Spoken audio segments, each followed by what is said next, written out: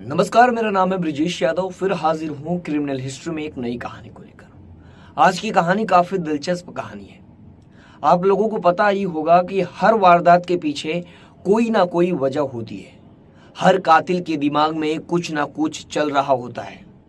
आंध्र प्रदेश की इस महिला के दिमाग में भी चल रही थी एक खौफनाक साजिश, एक खौफनाक प्लान। अपने बेटे के जनाजे के वक्त इस महिला ने कसम खाई थी कि कातिलों से बदला लेने की, अपने बेटे के हत्यारों को ऐसी खौफनाक मौत और सजा देने की कि कोई इंसान कभी भी किसी मां से उसका बेटा ना छीन पाए। और आखिरकार 2 दिन पहले उसने ये बदला ले ही लिया। आप लोगों को आज मैं ये कहानी सुनाने वाला हूँ। काफी खौफनाक कहानी है। आप लोगों को ये जो मैं इंट्रो अभी सुनाया, इसमें तो आप लोगों को थोड़ा बहुत समझ ही आ गया होगा कि ये कहानी किस पर होने वाली है। कहानी लव अफेयर भी है और कहानी में एक दिलचस्प साजिश भी है, जिसे सुनकर आपके भी रोंगटे खड़े हो जाएंगे। कहानी है आंध्र प्रदेश की। आप लोगों को बता दूं, आंध्र प्रदेश की ये कहानी है। वहीं आंध्र प्रदेश में एक जानवी नाम की औरत थी। जानवी नाम की औरत रहती थी। उसके पति थे और उसके 2 बच्चे भी थे। 2 बच्चे छोटे छोटे थे। 2 बच्चे छोटे छोटे थे। 2 बच्चे, एक बच्चा 2 साल का था, एक बच्चा 3 साल का था। और जानवी भी अच्छी खासी थी और पति भी अच्छा खासा कमा रहा था। लेकिन अचानक क्या होता है कि जानवी के पति की मौत हो जाती है। जानवी का जो पति है वो मर जाता है। तो अब 2 बच्चे बचते हैं और जानवी बचती है। पूरे परिवार का आप लोगों को पता ही होगा कि एक परिवार में एक पिता का रोल क्या होता है। पूरी जिम्मेदारी परिवार की पिता उठाता है। अगर उसी परिवार से अचानक पिता चल जाए तो उसका मंजर क्या होगा, आप लोग भली भांति जानते होंगे। तो इसमें भी वही होता है। जानवी के पति की मौत हो जाती है और बचते हैं 2 बच्चे।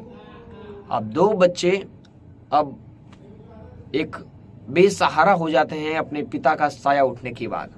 बच्चों की पढ़ाई लिखाई बरोबर से नहीं हो पाती है, लेकिन जानवी काफ़ी मेहनत करती है अपने बच्चों को पढ़ाने लिखाने के लिए और उन्हें पालने के लिए। अब जानवी दिन रात मेहनत करती है अपने दोनों बच्चों को पालने के लिए। एक बड़ा बेटा था, एक छोटा बेटा था। अब दोनों 2-2 साल की उम्र में ही बाप का साया चल जाने से बेटों को कोई एहसास नहीं था, क्योंकि बेटे छोटे थे, उन्हें नहीं पता था ये क्या हो रहा है। लेकिन बेटे भी काफ़ी अनाथ हो चुके थे। माँ काम पर जाती थी बेटों को छोड़कर दोनों को। अब जानवी जो थी वो अब क्या होता है कि वो धीरे धीरे कमाने लगी और अपने बच्चों को पालने लगी। जानवी काफ़ी मेहनत की। जानवी अपने दोनों बच्चों को पाल रही थी। अब जानवी के भी बच्चे बड़े हो रहे थे। जानवी भी अच्छा खासा कमा रही थी। अब जानवी के बच्चे भी लगभग 15 साल के, 16 साल के और एक 15 साल का, एक 16 साल का, लगभग अब 18 कमाने खाने की उम्र के हो गए थे। बच्चे भी थोड़े बहुत पढ़े लिखे थे, तो बच्चे भी काफ़ी होशियार थे। बच्चे भी अपना खुद का जो अपना खर्चा था वो उठा ले रहे थे। तो जानवी का जो बोझ था कम हो गया था। लेकिन अचानक क्या होता है कि जानवी का अफेयर चालू हो जाता है। जो इन दोनों बच्चों की माँ थी जानवी, अब जानवी का अफेयर चालू हो जाता है एक बाजी नाम के आदमी से। आपको बता दूं, ये पड़ालू जिले में लोग रहते थे, उसी जिले में एक बाजी नाम का आदमी था। उससे जानवी का अफेयर चालू हो जाता है। जानवी को प्यार हो जाता है बाजी से। बाजी और जानवी का अफेयर काफ़ी दिनों से चलने लगा। इन दोनों आपस में मिलते हैं, लोगों का प्यार, इन दोनों का प्यार परवान चढ़ रहा था। लेकिन अचानक एक दिन क्या होता है कि बाजी और जानवी का तो प्यार ही था। तो अचानक जानवी के बड़े बेटे को इस बारे में जानकारी मिल जाती है कि मेरी माँ का अफेयर बाजी से चल रहा है। बाजी नाम का जो आदमी है उससे अफेयर चल रहा है। तो जो बड़ा बेटा तो ये तो बाजी को जानता ही था, लेकिन अफेयर के बारे में नहीं जानता था। लेकिन कुछ इंसिडेंट हुआ कि बड़े बेटे को पता चल गया उसकी माँ का अफेयर बाजी से चल रहा है। तो जो बड़ा बेटा होता है वो करे तो करे क्या, उसके दिमाग में कुछ और चल रहा था। अब बड़ा बेटा क्या करता है कि वो समझाने की कोशिश करता है। कर भी क्या सकता है, माँ को तो समझा नहीं सकता, माँ के सामने ऐसी बात बोल नहीं सकता। तो बड़ा बेटा क्या करता है, बाजी के पास जाता है। सोच समझ के बाजी के पास जाता है और कहता है कि मेरी माँ से दूर हो जा दो। काफ़ी उससे समझाता है। दोनों के बीच झगड़ा होता है, बहस होता है, क्योंकि बाजी भी जिद्दी था, बाजी भी अड़ गया कि तू अपनी माँ को समझा, ये कर वो कर। तो बड़े बेटे को भी बुरा लगा और उसे धमकी दे डाला कि तू मेरी माँ के आसपास भी दिखना मत, नहीं तो अंजाम बुरा होगा। इन दोनों के बीच काफ़ी झगड़ा होता है, काफ़ी कही सुनी होती है। उसके बाद क्या होता है, बाजी के मन में अब एक अलग सनक थी। बाजी अब बड़े बेटे को मारना चाहता था, यानी बाजी अब चाहता था कि बड़े बेटे को रास्ते से हटा दूं तो हमारे प्यार में कोई आड़ा नहीं बनेगा, यानी कोई अड़ंगा नहीं बनेगा। तो बाजी के मन में प्लान चल रहा था। अब बाजी क्या करता है, बाजी अब दिमाग लगाता है, अपने दोस्त को ये पूरी कहानी बताता है। और उसका दोस्त था, अपने दोस्त के दोस्त अल्लाह कसम, उसके दोस्त का नाम अल्लाह कसम था, उसके साथ मिलकर बड़े बेटे को काट कर चाकू से गला रेत कर उसकी हत्या कर देता है और उसे मार डालता है। फिर पुलिस आती है, पुलिस दोनों को गिरफ्तार करती है। और जानवी को भी पता चल जाता है कि मेरे बेटे को मारने वाला बाजी है और उसका दोस्त अल्लाह कसम है।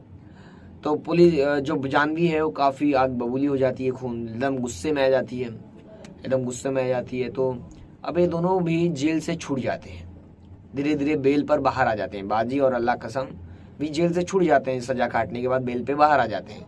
बेल पे बाहर आने के बाद ये दोनों छुप जाते हैं, जानवी से बच के रहते हैं, क्योंकि जानवी बदला लेना चाहती थी। जानवी अब उसी दिन कसम खा ली थी, जिस दिन अपने बड़े बेटे का बॉडी देखी तो उसी दिन कसम खा ली थी कि मैं अपने बेटे के हथियारों को नहीं छोड़ूंगी। तो क्या करती है कि जो बड़ा बेटा था उसकी मौत का बदला लेने के लिए वो क्या करती है, अल्लाह कसम को मार डालती है। जो उसका दोस्त था बाजी का, अल्लाह कसम को एक दिन क्या करती है, गला रेत कर जानवी मार डालती है और जाकर पुलिस स्टेशन में सरेंडर कर देती है। पुलिस स्टेशन में पुलिस वालों को बता देती है कि मेरे बेटे का इसने हत्या किया था, इसलिए मैं इसे मार डाली हूं, मुझे गिरफ्तार कर लो। फिर क्या होता है कि अब जो बाजी था वो डर गया था। बाजी सोचने लगा कि कहीं जानवी मुझे भी न मार दे। तो बाजी क्या होता है, वो अंडरग्राउंड हो जाता है, वो छुप जाता है। और यहाँ पे तो लेकिन ये अल्लाह कसम को मारने की सजा काट रही थी जानवी, क्योंकि इसको मर्डर कर चुकी थी। अब जैसे अल्लाह कसम के बेल पर बाहर आती है, इस मामले से जो जानवी होती है वो बेल से बाहर आती है, पुलिस बेल पर बाहर आ जाती है। तो ये अब जानवी को खोजती है, अरे बाजी को खोजती है, जो अपना इसका पुराना जो जिसके अफेयर चल रहा था उसको खोजती है, क्योंकि इसी का प्लान था ना बड़े बेटे को मारने का, तो इसे भी मारना था। तो ये क्या करती है, भली भांति जानती थी कि बाजी मेरे से छुप रहा है और मेरे हाथ ऐसे आएगा नहीं। तो जानवी क्या करती है, फिर से इसे फ़ोन करती है बाजी को और कहती है मैं तुमसे फिर से प्यार करने लगी हूँ और साथ रहते हैं। ये बात जानवी कहती है बाजी को। फिर क्या होता है, दोनों जानवी है उसका प्यार का नाटक करने लगती है, 1-2 महीना साथ में रहती है, उसको एहसास दिलाती है कि मैं तुमसे प्यार करती हूँ। प्यार तो करती थी पहले, लेकिन अब दुश्मन बन गई थी अपने बेटे की मौत के बाद। अब क्या होता है कि उसको एहसास दिलाती है, दोनों के बीच अफेयर चलता है, नाटक करती है। तो अचानक एक दिन फिर घर बुलाती है, बोलती है कि मेरे भाई का बर्थडे है। जानवी बोलती है मेरे भाई का बर्थडे है, आ जाइए। तो बाजी आता है और उस रात इसकी साजिश थी जानवी की, बर्थडे वड्डे कुछ नहीं था। बुलाता है और बाकायदे जानवी उसे गला रेत कर उसका उसी दिन मार डालती है और फिर पुलिस स्टेशन पहुंच जाती है और बोलती है कि मैंने एक मर्डर किया है, मुझे गिरफ्तार कर लीजिए। पुलिस वाले भी हैरान रह जाते हैं कि औरत कर क्या रही है, औरत पागल हो गई है क्या। औरत को बाद में जब हिस्ट्री निकाला जाता है तो पता चलता है कि ये दोनों इसके बेटे को मारे थे, इसलिए ऐसा कर रही है। अब दोनों अपने बेटे के कातिलों को अब ये मार कर ख़त्म कर चुकी थी। सोचिए, एक माँ अपने बेटे का बदला लेने के लिए एक प्यार का नाटक करती है और उसके बाद बदला लेती है और मौत के घाट उतार देती है दोनों जो बेटे के हत्यारे थे दोनों का। तो एक माँ किस हद तक जा सकती है, इस पर आप विचार कर सकते हैं। ये कहानी आप लोगों को कैसी लगी और हमें कमेंट सेक्शन में जरूर बताएं। और चैनल को सब्सक्राइब नहीं किए हो तो चैनल को सब्सक्राइब करना ना भूलें। जय हिंद, वंदे मातरम। फिर मिलूंगा एक नई कहानी के साथ, तब तक के लिए जय हिंद।